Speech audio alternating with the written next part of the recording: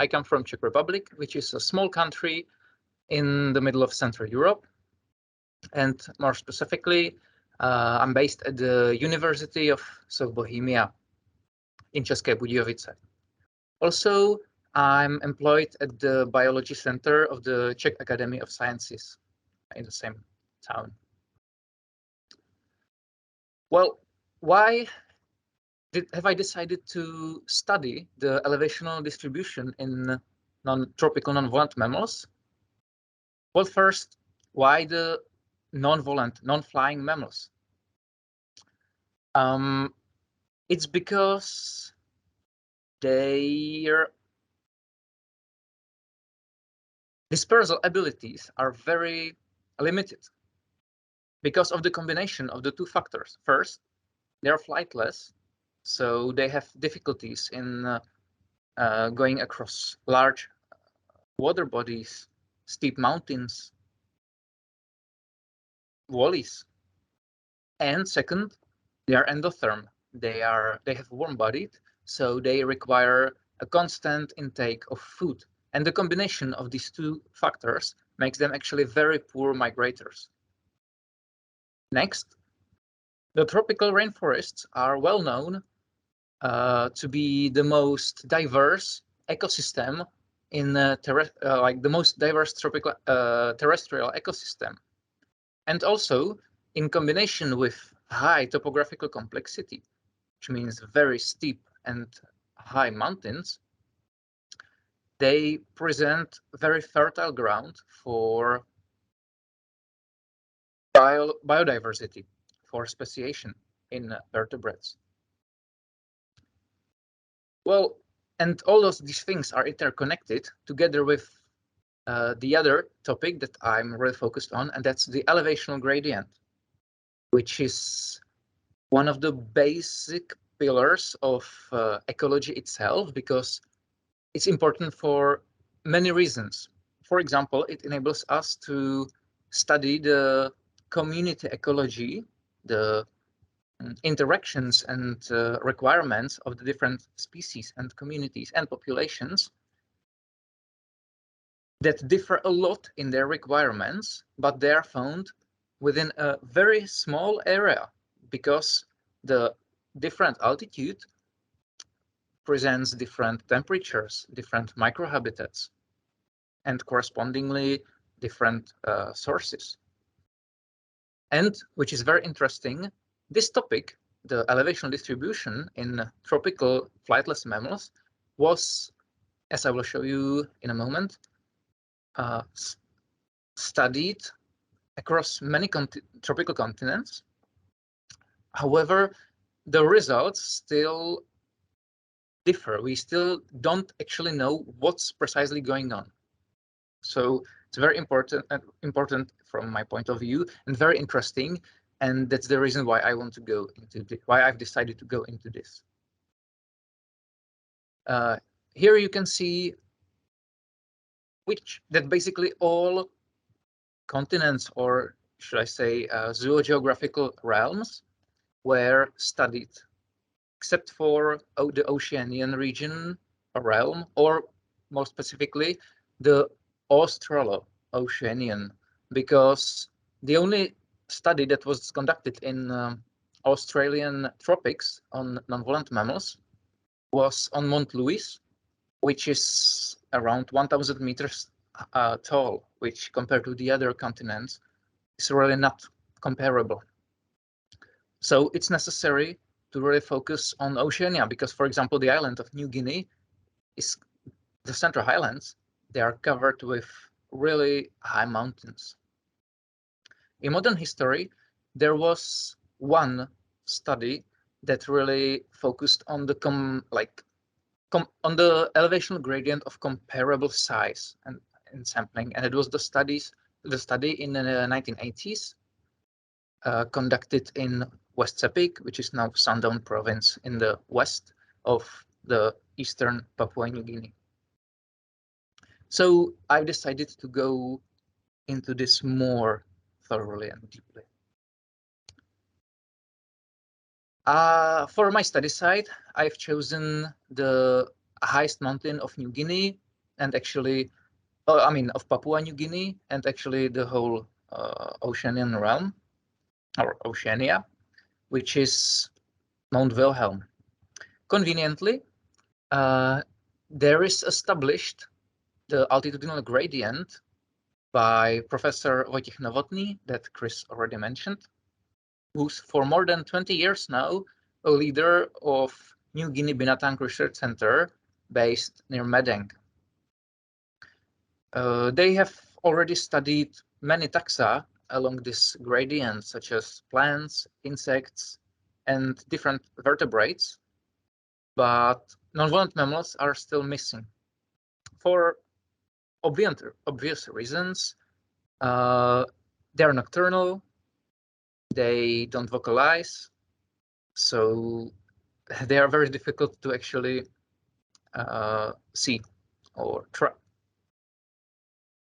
Regarding the elevations, they span from the lowland at 200 meters up to the 3,700 meters above sea level by 500 elevational meters.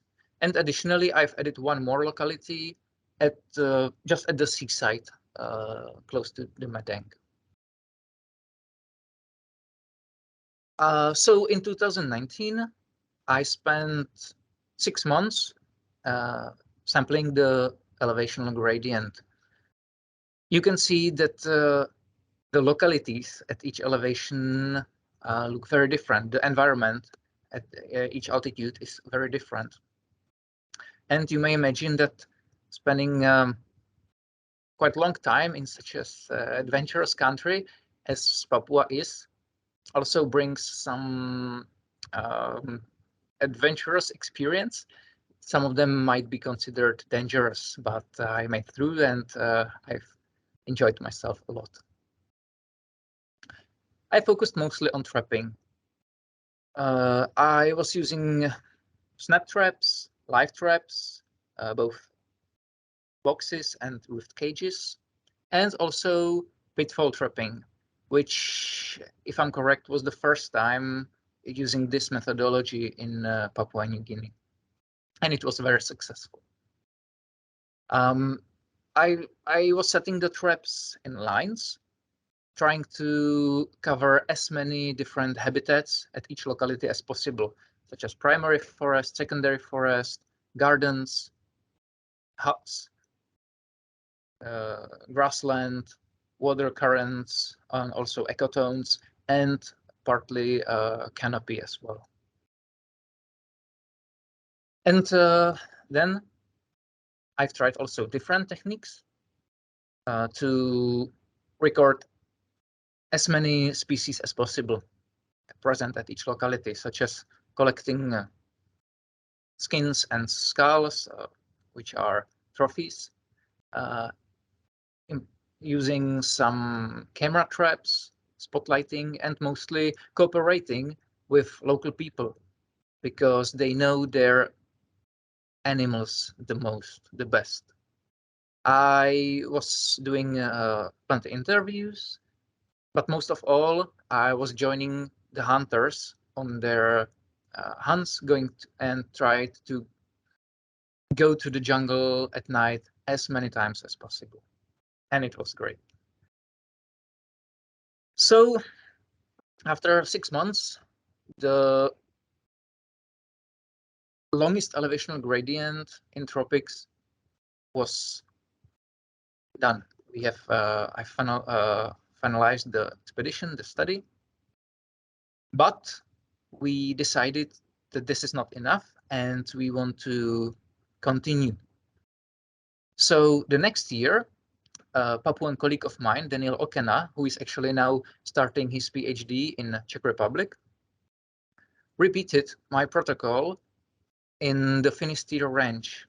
5 localities are already sampled, with 3 more are going to be sampled within the next 2 months now.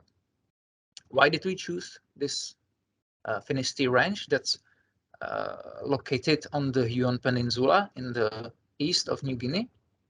Well, it's from the zoogeographical point of view, it's a very fascinating place.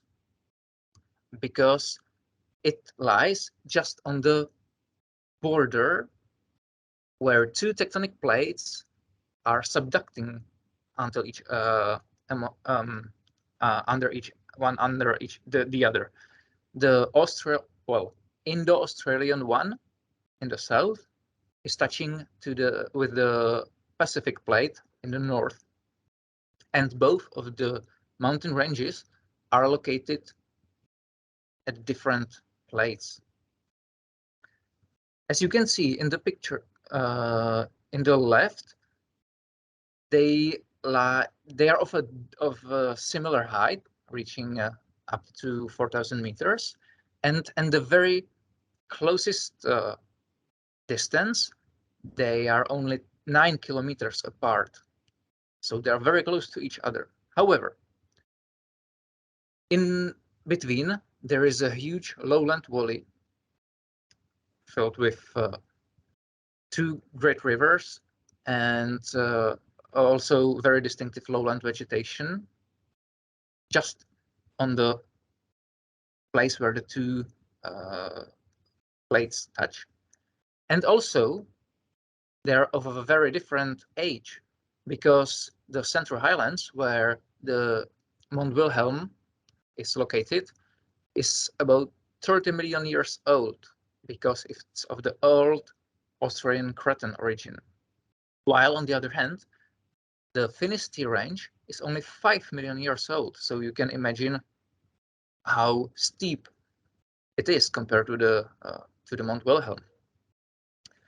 And since the last rodents arrived to New Guinea around 7 million years ago, it's very close to the age of origin of the Finisterre range, and I'm very curious of comparing these two similar high mountain ranges located very close to each other, but of a totally different origin and age. In the table here, you can see some results of previous similar studies in other tropical countries, in Philippines, the one from 1980s that I've mentioned at the very beginning, and combined results of our expeditions in 2019 and the 5 localities from 2020. In the trap night column, you can basically see the sampling effort, which is combination of number of traps and number of trapping days. And then the following numbers are stating number of individuals that were trapped and number of species recorded. Based on this, I could do the preliminary, well, the first ecological analysis, which already by itself show very interesting results. Well, I've noticed that all of the previous expeditions, or all the previous studies, were based only on in-field morphological determination of species. So I got a severe suspicion, because as you know, most of the, well, a lot of rodents look the same. They are small and dully colored, so it's difficult to tell apart the species, and I suspect that there might be a huge crypticity among the species, meaning that what we think is one single species may be actually more of them. So that's the reason why I've decided to go into the molecular barcoding, which means determining the species by the means of genetics. Altogether, from the 2 years of expeditions, we have about 1,000 samples, because I've decided to sample every single individual that was collected alongside the two gradients. That's a lot. So I started a cooperation with my colleague from southern France, Dr. Pierre-Henri Faber, from the Institute of Ecology, of Evolutionary Sciences in Montpellier. They have great equipment in their molecular labs. We decided to start with 3 genes, both mitochondrial and nuclear. To be able to compare the species, we needed to create our own library first. And for this, we needed to design our own primers and protocols. This we succeeded in this, so now we have a library full of end primers, which are specific for each genus of the New Guinean rodents and marsupials that I tracked. Next, I could continue with the PCR. So I've conducted around 2000 PCR reactions to amplify the focal genes. Then we could read them. And after that was done, I've counted the species delimitation. In mammals, it's usually said that the species diverge or differ by 1%. If they differ by 1% of their genetic information, they are considered to be distinctive species. To be more conservant and to avoid oversplitting of some species, I've decided to go for 5%. And with all of these, I was able to construct my first phylogenes, the trees of life. And these shown us some first results. So first of all, yes, it was confirmed that there is rather large crypticity among the non-volant New Guinean mammals.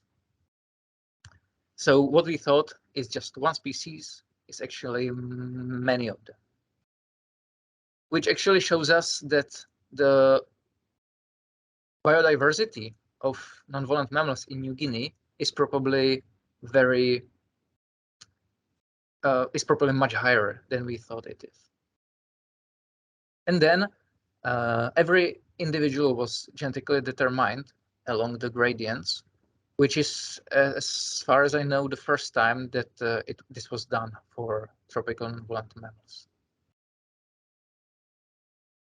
Well, I said the species are largely cryptic, but in fact, when we focused on the groups divided by the genetic results, we are noticing that they actually have some morphological features, some morphological characteristics, according to which they can be divided. So they are not actually really cryptic, unrecognizable, but more likely the species diversity was overlooked because of this kind of characteristics. And that's what brought me here to the Australian Museum. I'm lucky to cooperate with Professor Chris Helgen and to gain access to the wonderful collections in this museum, which were largely made also by Tim Flannery. So here I'm documenting and measuring both the external and bone characteristics. After this will be done, as Chris already mentioned, we will move to the other musea.